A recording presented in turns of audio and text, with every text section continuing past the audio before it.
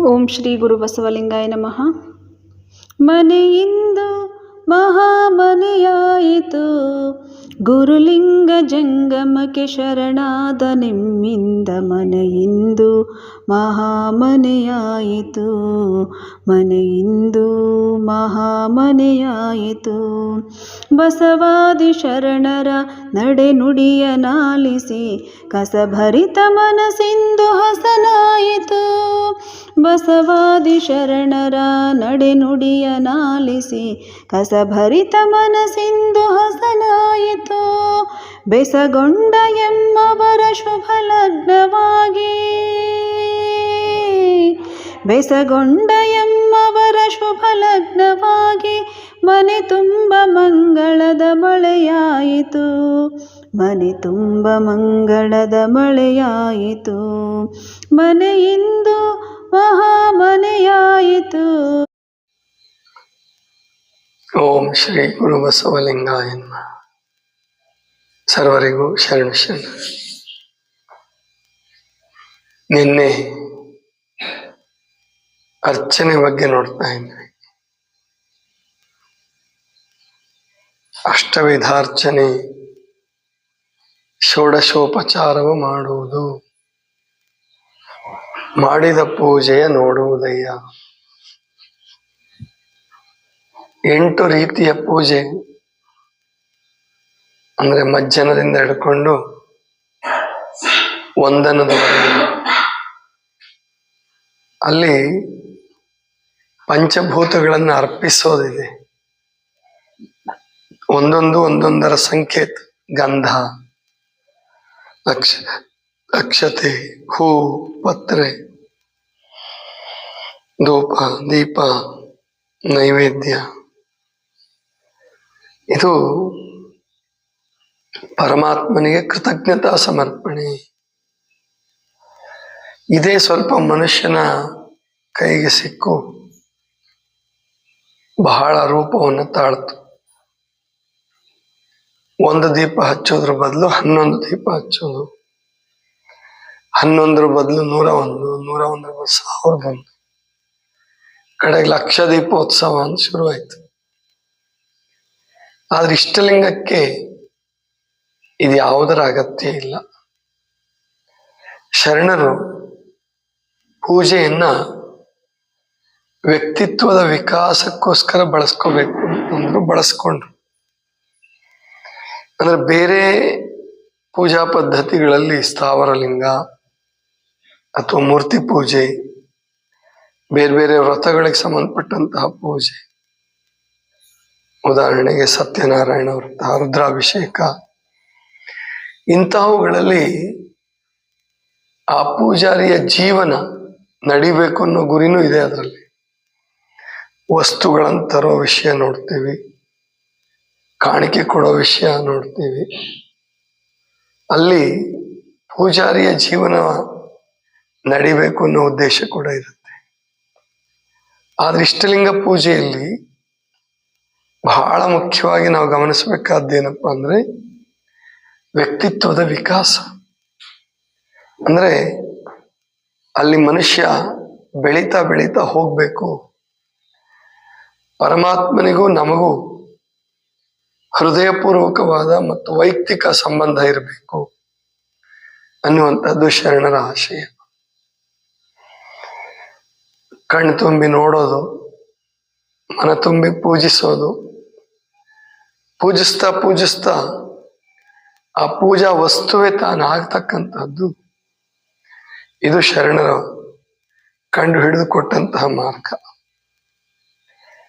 ಪ್ರಾಯಶಃ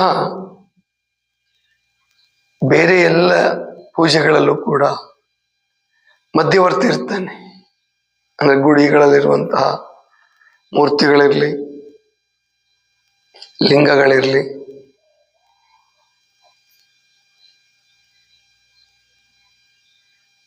ಏನೇ ಇದ್ರೂ ಕೂಡ ಅಲ್ಲಿ ಒಬ್ಬ ಮಧ್ಯವರ್ತಿ ಬೇಕಾಗುತ್ತೆ, ಪೂಜಾರಿ ಅನ್ನುವಂಥ ಮಧ್ಯವರ್ತಿ ಬೇಕು. ಆದ್ರೆ ಇಷ್ಟಲಿಂಗ ಪೂಜೆಯಲ್ಲಿ ಗುರು ಶಿಷ್ಯನಿಗೆ ಲಿಂಗವನ್ನ ಕೊಟ್ಟ ಮೇಲೆ, ಲಿಂಗ ದೀಕ್ಷೆ ಮಾಡಿದ ಮೇಲೆ ಅವನು ಹೇಳ್ತಾನೆ, ಶರಣ ಸತಿ ಲಿಂಗಪತಿ ಭಾವ. ಇನ್ಮೇಲೆ ನೀನು ಮತ್ತು ನಿನ್ನ ಲಿಂಗಯ್ಯ ನೀವಿಬ್ಬರಿಗೆ ಸಂಬಂಧ. ಏನಾದರೂ ಅನುಮಾನಗಳಿದ್ರೆ ಅಥವಾ ಏನು ಸಾಧನಾ ಪಥದಲ್ಲಿ ತೊಡಕುಗಳಿದ್ರೆ ಅದನ್ನ ಗುರು ನಿವಾರಿಸಬಹುದು. ಆದರೆ ಅಲ್ಲಿ ಗುರು ಮಧ್ಯವರ್ತಿ ಅಲ್ಲ, ಗುರು ತಂದೆ ಇದ್ದ ಹಾಗೆ. ಅಲ್ಲಿ ಗುರುವೇ ತೆತ್ತಿಗನಾದ, ಲಿಂಗವೇ ಮಧುವಣಿಗನಾದ, ನಾನು ಮಧುವಣಿಗೆಯಾದೆ. ಅಕ್ಕ ಮಹಾದೇವಿ ಹೇಳ್ತಕ್ಕಂತಹ ವಚನ ಬಹಳ ಅದ್ಭುತವಾದ ವಚನ. ಮತ್ತು ಇಲ್ಲಿ ಪೂಜೆಯ ಗುರಿ ಭವ ನಿವಾರಣೆ, ನೋವು ನಿವಾರಣೆ, ಜೊತೆಗೆ ಸಮಾನತೆಯ ಸ್ಥಾಪನೆ. ಎಲ್ಲರಿಗೂ ಲಿಂಗವನ್ನು ಧರಿಸ್ಬೋದು ಅಂತ ಹೇಳಿದ್ರು ಶರಣರು. ಯಾರ್ಯಾರು ಅಪೇಕ್ಷಿತರಿರ್ತಾರೆ, ಯಾರ್ಯಾರು ಆಕಾಂಕ್ಷಿಗಳಿರ್ತಾರೆ, ಎಲ್ಲರೂ ಲಿಂಗ ದೀಕ್ಷೆಯನ್ನು ಪಡೆಯಬಹುದು. ಗಂಡು ಹೆಣ್ಣು ಭೇದ ಇಲ್ಲದೆ, ಬಡವ ಶ್ರೀಮಂತ ಭೇದ ಇಲ್ಲದೆ, ಉಚ್ಚ ಜಾತಿ ನೀಚ ಜಾತಿ ಮೇಲು ಕೀಳು ಯಾವ ಭೇದವೂ ಇಲ್ಲದೆ ಇಷ್ಟಲಿಂಗ ದೀಕ್ಷೆಯನ್ನ ಪಡೆದುಕೊಳ್ತಕ್ಕಂತಹ ಒಂದು ಅವಕಾಶ ಬಸವಣ್ಣನವರು ಎಲ್ಲರಿಗೂ ತೆರೆದಿಟ್ಬಿಟ್ರು. ಆ ದೃಷ್ಟಿಯಿಂದ ಬಸವಣ್ಣವರು ಒಂದು ಮಾತು ಹೇಳ್ತಾರೆ, ಬಹಳ ಅದ್ಭುತವಾದ ಮಾತು. ತನ್ನ ಆಶ್ರಯದ ರತಿ ಸುಖವನ್ನು, ತಾನುಂಬ ಊಟವನ್ನು ತಾ ಮಾಡಬೇಕಲ್ಲದೆ ಅನ್ಯರ ಕೈಯಿಂದ ಮಾಡಿಸಬಹುದೇ? ತನ್ನ ಲಿಂಗಕ್ಕೆ ಮಾಡುವ ನಿತ್ಯ ನೇಮ ತಾ ಮಾಡಬೇಕಲ್ಲದೆ ಅನ್ಯರ ಕೈಯಿಂದ ಮಾಡಿಸಬಹುದೇ? ಕೆಮ್ಮನೆ ಉಪಚಾರಕ್ಕೆ ಮಾಡುವರಲ್ಲದೆ ನಿಮ್ಮನ್ನೆತ್ತಬಲ್ಲರು ಕೂಡಲ ಸಂಗಮ ದೇವ. ಅಂದ್ರೆ ತನ್ನ ಮತ್ತು ಲಿಂಗದ ನಡುವೆ ಯಾರು ಬರ್ಬಾರ್ದು. ನನ್ನ ಊಟವನ್ನು ನಾನೇ ಮಾಡಬೇಕು, ನಾನೇ ಹೊಟ್ಟೆ ತುಂಬಿಸ್ಕೋಬೇಕು. ಹಾಗೆ ನನ್ನ ಲಿಂಗಕ್ಕೆ ಮಾಡುವಂತಹ ನಿತ್ಯ ನಿಯಮವನ್ನು ನಾನೇ ಮಾಡಬೇಕು. ನಿಮ್ಮ ಪೂಜೆಯನ್ನು ನೀವೇ ಮಾಡ್ಕೊಳ್ಬೇಕು. ಪರವಾಗಿ ಪೂಜೆ ಮಾಡಿಸ್ತಕ್ಕಂಥದ್ದು ಅದು ಉಚಿತ ಅಲ್ಲ. ಸಾಮಾನ್ಯವಾಗಿ ತೀರ್ಥಕ್ಷೇತ್ರಗಳಿಗೆ ಜನ ತುಂಬಾ ಜಾಸ್ತಿ ಹೋಗ್ತಾರೆ. ಆದರೆ ಲಿಂಗ ದೀಕ್ಷೆ ತೆಗೆದುಕೊಳ್ಬೇಕು, ವೈಯಕ್ತಿಕವಾಗಿ ಇಷ್ಟಲಿಂಗ ಪೂಜಿಸಬೇಕು ಅಂತಕ್ಕಂಥ ಅವರ ಸಂಖ್ಯೆ ತೀರಾ ಕಡಿಮೆ ಏನಿಲ್ಲ. ಬಸವಣ್ಣನ ಮಾರ್ಗದಲ್ಲಿ ಇರ್ತಕ್ಕಂಥ ಅವರೆಲ್ಲರೂ ತಗೊಳ್ತಾರೆ. ಆದರೆ ಮನುಷ್ಯನ ಸ್ವಭಾವ ಏನಪ್ಪಾ ಅಂದ್ರೆ ಈಸಿ ಗೋಯಿಂಗ್, ಅಂದ್ರೆ ಸುಲಭವಾಗಿ ಆಗ್ಬಿಡ್ಬೇಕು. ನನ್ನ ಪರವಾಗಿ ಯಾರೋ ಪ್ರಾರ್ಥನೆ ಮಾಡಬೇಕು, ನನ್ನ ಪರವಾಗಿ ಯಾರೋ ಪೂಜೆ ಮಾಡಬೇಕು, ನಾನು ಮಾತ್ರ ಏನು ನನ್ನ ಕೆಲಸದಲ್ಲಿ ತೊಡ್ಕೊಂಡಿದ್ದೀನೋ, ಅದರಲ್ಲೂ ರಾಜಕಾರಣಿಗಳು, ಶ್ರೀಮಂತರು, ಇವ್ರುಗಳ ಉದ್ದೇಶ ಏನಿರುತ್ತೆ ಅಂದ್ರೆ ನನ್ನ ಪರವಾಗಿ ಯಾರಾದರೂ ಪ್ರಾರ್ಥನೆ ಮಾಡಬೇಕು. ಅದಕ್ಕೆ ಅವರು ಜ್ಯೋತಿಷಿಗಳನ್ನ ಅಥವಾ ಸಮಾಧಾನ ಹೇಳ್ತಕ್ಕಂಥವ್ರನ್ನ ರುದ್ರಾಕ್ಷಿ ಹಾಕಿ ನಿಮಗೆ ಬೇಕಾದ ಸಾಧನೆ ಮಾಡ್ಕೊಡ್ತೀವಿ, ನೀವು ರಾಜಕಾರಣದಲ್ಲಿ ಪ್ರಗತಿ ಸಾಧಿಸ್ತೀರಿ, ನಿಮ್ಮ ಉದ್ಯಮದಲ್ಲಿ ಬಹಳ ಬೆಳಿತೀರಿ ಅಂದ್ಬಿಟ್ರೆ ಅವ್ರು ಎಷ್ಟು ಬೇಕಾದ್ರೂ ಖರ್ಚು ಮಾಡ್ಲಿಕ್ಕೆ ಸಿದ್ಧ. ಅಲ್ಲಿ ಮತ್ತೆ ಮಾಧ್ಯಮ ಅಂದ್ರೆ ಮಧ್ಯವರ್ತಿಗಳು ಬರುವ ಸಾಧ್ಯತೆ ಜಾಸ್ತಿ ಇರುತ್ತೆ, ಬಂದೇ ಬರ್ತಾರೆ. ಆಮೇಲೆ ತೀರ್ಥಕ್ಷೇತ್ರಗಳನ್ನ ನಾವು ಪ್ರತ್ಯಕ್ಷವಾಗಿ ನೋಡಿದಾಗ ಅಲ್ಲಿ ಪೂಜೆಯಿಂದ ಏನಾಗತ್ತೆ, ಅಲ್ಲಿ ಮೊದಲನೇದಾಗಿ ಜನದಟ್ಟಣೆ, ಗದ್ದಲ, ಶಾಂತಿ ಅನ್ನುವಂಥದ್ದು ಸಿಗಲ್ಲ, ಯಾರಿಗೂ ಸಿಕ್ಕಲ್ಲ. ನೋಡಿದೀನಿ ನಾನು, ಒದ್ದಾಡ್ತಿರ್ತಾವ ಪಾಪ, ಕ್ಯೂ ನಿಂತ್ಕೊಂಡು ದರ್ಶನ ಮಾಡೋದು. ಆಮೇಲೆ ಆ ದರ್ಶನವೂ ಎಂಥದ್ದು, ತಿರುಪ್ತಿಗಾಗ್ಲಿ ಶ್ರೀಶೈಲಕ್ಕಾಗ್ಲಿ, ಅದರಲ್ಲೂ ತಿರುಪ್ತಿ ದರ್ಶನ ಬಹಳ ವಿಶೇಷ. ಏನು ಅಲ್ಲಿ ಆ ಮುಂದೆ ತಳ್ಳಕ್ಕೆ ಜನ ಸೆಕ್ಯೂರಿಟಿ ತರ ನಿಂತು ಬಿಟ್ಟಿರ್ತಾರಂತ, ಮುಂದೆ ಕಳ್ಸೋದು ಕಣ್ಣಿಗೆ ಸುಮ್ಮನೆ ಒಂದು ಮಿಂಚ್ ತರ ಹೊಳಿಬೇಕಷ್ಟೇ, ಅದ ಮೂರ್ತಿ ತೋರ್ಬೇಕು, ಮುಗೀತು. ಅಷ್ಟಕ್ಕೆ ಧನ್ಯರಾದವಿ ಅಂತ ಭಾವಿಸ್ಕೊಂತ. ಆಮೇಲೆ ಇತ್ತೀಚೆಗೆ ದರ್ಶನದಲ್ಲಿ ಏನಾಗಿದೆ ಅಂದ್ರೆ, ಮೊನ್ನೆ ಶ್ರೀಶೈಲಕ್ಕೆ ಹೋಗಿದ್ವಲ್ಲ, ನಮ್ಮವರು ಅಲ್ಲಿ ಕೇಳಿದ್ದಾರೆ, ಗುರುಗಳು ಬಂದಿದ್ದಾರೆ, ಗುರುಗಳಿಗೆ ವಿಶೇಷ ದರ್ಶನಕ್ಕೆ ಅವಕಾಶ ಮಾಡಿಕೊಡ್ತೀರಾ? ಅದೇನಿಲ್ಲ, ಇಲ್ಲಿ 500 ರೂಪಾಯಿನೋ 300 ರೂಪಾಯಿನೋ ಏನೋ ಇದೆ, 500 ರೂಪಾಯಿ ಕಟ್ಟಿ ನೀವು ಮೊದಲೇ ಸಮಯ ತಗೋಬೇಕು, ಅಂದ್ರೆ ಮಾತ್ರ ನಿಮಗೆ ವಿಶೇಷ ದರ್ಶನಕ್ಕೆ ಅವಕಾಶ. ಅಂದ್ರೆ ದೇವರ ದರ್ಶನ ಯಾವಾಗ್ಲೂ, ದೇವರ ದರ್ಶನ, ಧರ್ಮದ ದರ್ಶನ ಅಂದ್ರೆ ಅದು ಉಚಿತ ಅಥವಾ ಎಲ್ಲರಿಗೂ ಸಿಗ್ಬೇಕು, ಸಮಾನವಾಗಿ ಸಿಗ್ಬೇಕು. ಈಗ ಅದರಲ್ಲೂ ಕೂಡ ಹಣ ಬಂದು ಹಣ ಮಾಡುವವರಿಗೆ ಅನುಕೂಲ ಆಗುತ್ತೆ ಹೊರತು ದರ್ಶನದಿಂದ ಏನೂ ಪ್ರಯೋಜನ ಆಗಲ್ಲ, ಏನು ಬದಲಾವಣೆ, ಅವನ ವ್ಯಕ್ತಿತ್ವದ ವಿಶೇಷತೆ ಏನು ಬರಲ್ಲ, ಬದಲಾವಣೆ ಬರಲ್ಲ, ಏನೂ ಆಗಲ್ಲ. ಇದು ಒಂದು ಶುದ್ಧ ವ್ಯಾಪಾರ ಆಗೋಗುತ್ತೆ. ಆದ್ರಿಂದ ಅಂಥ ತೀರ್ಥಕ್ಷೇತ್ರಗಳನ್ನ ಬಸವಣ್ಣನವರು ಒಪ್ಪಲಿಲ್ಲ, ಹೋಗೋದು ಉಚಿತ ಅಲ್ಲ ಅಂತಾನೆ ಹೇಳೋದು. ಶರಣರಂತೂ ಬಹಳ ಕಠೋರವಾಗಿ ಹೇಳ್ತಾರೆ. ಏನಾಗಿದೆ ಇವಾಗ ಅಂದ್ರೆ ಜನರಲ್ಲಿ ಧಾರ್ಮಿಕ ಮನೋಭಾವನೆ ತುಂಬಾ ಕಡಿಮೆ ಆಗಿ ಲಿಂಗದ ಬಗ್ಗೆ ಒಂಚೂರು ಒಲವಿಲ್ಲದೆ ಆಗಿರೋದ್ರಿಂದ ಮತ್ತೆ ನಾವು ಅವ್ರನ್ನ ಸುಮ್ಮನೆ ತೀರ್ಥಕ್ಷೇತ್ರಗಳಿಗೆ ಕರ್ಕೊಂಡು ಹೋದಂಗೆ ಮಾಡಿ ಅಲ್ಲಿ ಲಿಂಗದ ಪರಿಚಯ, ಭಕ್ತಿ ಹುಟ್ಟಿಸ್ಬೇಕಾಗಿದೆ. ಆ ಭಕ್ತಿ ಹುಟ್ಟಿಸ್ಕೊಂಡವರು ಎಷ್ಟು ಜನ ಇಷ್ಟಲಿಂಗ ಭಕ್ತಿಯನ್ನು ಹುಟ್ಟಿಸ್ಕೊಂತಾರೋ ದೇವರಿಗೆ ಗೊತ್ತು, ಬಹಳ ಜನರಿಗೆ ಬರಲ್ಲ. ಶರಣರ ಕ್ಷೇತ್ರಗಳಿಗೆ ಹೋದವ್ರಿಗೂ ಕೂಡ ಬಹಳ ಜನರಿಗೆ ಇಷ್ಟಲಿಂಗದ ಬಗ್ಗೆ ನಿಷ್ಠೆ ಬರುತ್ತೆ ಅಂತ ಹೇಳಕ್ ಆಗ್ತಾ ಇಲ್ಲ.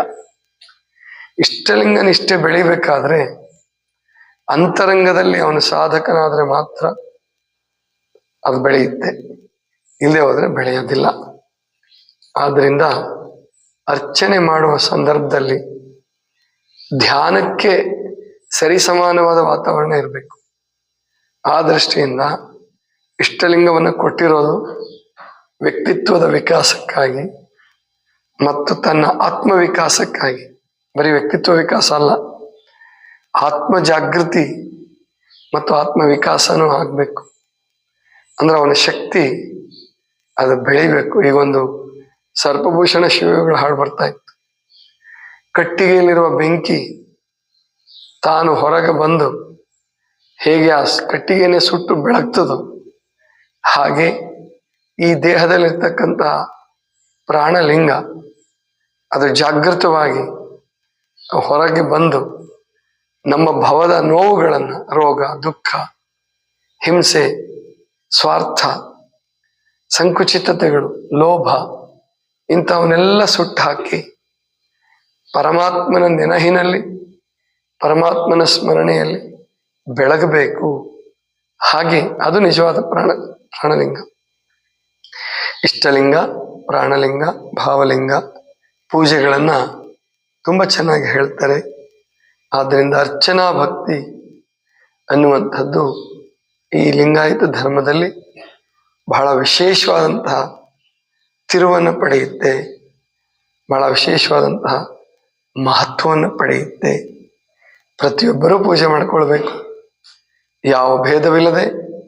ಹೆಣ್ಣು ಮಕ್ಕಳಿಗೆ ಇಡೀ ಜಗತ್ತಿನಲ್ಲಿ ಅಥವಾ ಭಾರತೀಯ ಧರ್ಮಗಳಲ್ಲಿ ಧರ್ಮ ಸ್ಥಾಪನೆ ಆಗ್ತಿದ್ದಂಗೆನೆ ಹೆಣ್ಣು ಮಕ್ಕಳಿಗಾಗಿಯೇ ಅವಕಾಶವನ್ನು ಮಾಡಿಕೊಟ್ಟಂಥವ್ರು ಮೊಟ್ಟ ಮೊದಲನೇವರು ಬಸವಣ್ಣವರು. ಅಷ್ಟೇ ಅಲ್ಲ, ಅವ್ರ ಮನೆ ಬಿಟ್ಟಿದ್ದೇನೆ ಅಕ್ಕನಾಗ ಮನೆಗೆ ದೀಕ್ಷೆ ಇಲ್ಲ ಅಂತ ಹೇಳಿ. ನನ್ನ ಅಕ್ಕನಿಗೆ ಮೊದಲು ದೀಕ್ಷೆ ಸಿಗ್ಬೇಕು, ಅಕ್ಕ ನಾನು ಎಲ್ಲದರಲ್ಲೂ ಹಂಚ್ಕೊಳ್ತೀವಿ, ಒಂದೇನೇ ತಿಂಡಿ ತಿನ್ಬೇಕಾದ್ರೂ ನಾವು ಒಬ್ಬರನ್ನ ಬಿಟ್ಟು ಒಬ್ರು ತಿನ್ನೋದಿಲ್ಲ ಅಂದಾಗ, ದೇವರ ವಿಷಯದಲ್ಲಿ ಬಂದಾಗ, ಧರ್ಮದ ವಿಷಯದಲ್ಲಿ ಬಂದಾಗ ಅದರಲ್ಲೂ ಅಕ್ಕನಿಗೆ ಮೊದಲು ಸಿಗ್ಬೇಕು ಅಂತ ಬಸವಣ್ಣ ಕೇಳಿದಾಗ ಕೊಡಕ್ ಬರಲ್ಲ, ಹೆಣ್ಮಕ್ಳಿಗೆ ಜನಿವಾರ ಕೊಡಕ್ ಬರಲ್ಲ ಅಂದಾಗ್ಲೇ ಅವ್ರ ಮನೆ ಬಿಟ್ಟು ಹೋಗಿ ಕಪ್ಪಡಿ ಸಂಗಮದಲ್ಲಿ ವಿದ್ಯಾಭ್ಯಾಸ ಮಾಡಿ ಸಾಧನೆ ಮಾಡಿ ಈ ನೂತನವಾದಂತಹ ಪದ್ಧತಿಯನ್ನ, ಪೂಜಾ ಪದ್ಧತಿಯನ್ನ, ಲಿಂಗಾಯತ ಧರ್ಮವನ್ನ ಆವಿಷ್ಕಾರ ಮಾಡ್ತಾರೆ. ಆವಾಗ ಮೊಟ್ಟ ಮೊದಲನೇ ಲಿಂಗಾಯತರು, ಹೆಣ್ಮಕ್ಳಲ್ಲಿ ಲಿಂಗಾಯತರಾದಂಥವ್ರು ಅಕ್ಕನಾಗಮ್ಮನವರು. ಮೊದಲು ಅಕ್ಕನಾಗಮ್ಮನವ್ರಿಗೆ ದೀಕ್ಷೆ ಕೊಡ್ತಾರೆ ಬಸವಣ್ಣ. ಅದಕ್ಕೆ ಅವ್ರು ಹೇಳ್ತಾರೆ, ಅನ್ನ ಕುಲಸೂತಕವ ತೊಡೆದಾತ ಬಸವಣ್ಣ, ಎನ್ನ ಛಲಸೂತಕವ ತೊಡೆದಾತ ಬಸವಣ್ಣ. ಸೂತಕ ಅಂದ್ರೆ ಗೊತ್ತು ನಿಮಗೆಲ್ಲ, ಮೈಲಿಗೆ. ಆ ಎಲ್ಲಾ ಮೈಲಿಗೆಗಳನ್ನ ತೊಡೆದು ಹಾಕಿದ ಎನ್ನ ಹೆತ್ತ ತಂದೆ ಅಂತ ಹೇಳ್ತಾನೆ. ತಮ್ಮ ಆ ದೃಷ್ಟಿಯಿಂದ ನೋಡಿದರೆ, ಅಂದ್ರೆ ಲೌಕಿಕ ದೃಷ್ಟಿಯಿಂದ ನೋಡಿದರೆ, ಆಧ್ಯಾತ್ಮಿಕ ದೃಷ್ಟಿಯಿಂದ ಬಸವಣ್ಣನವ್ರನ್ನ ಹೆತ್ತ ತಂದೆ ಅಂದ್ರೆ ನನಗೆ ಹೊಸ ಜನ್ಮ ಕೊಟ್ಟಂತಹ ಗುರು, ನನಗೆ ಲಿಂಗದಲ್ಲಿ ಹೊಸ ಜೀವನವನ್ನ, ಹೊಸ ಹುಟ್ಟನ್ನ ಕೊಟ್ಟಂತಹ ಗುರು ಅಂತ ಹೇಳ್ತಾರೆ. ಇದು ಅರ್ಚನೆ. ನಾರದರ ಭಕ್ತಿ ಸೂತ್ರದಲ್ಲಿ ಈ ಪದ್ಧತಿ ಬರಲ್ಲ.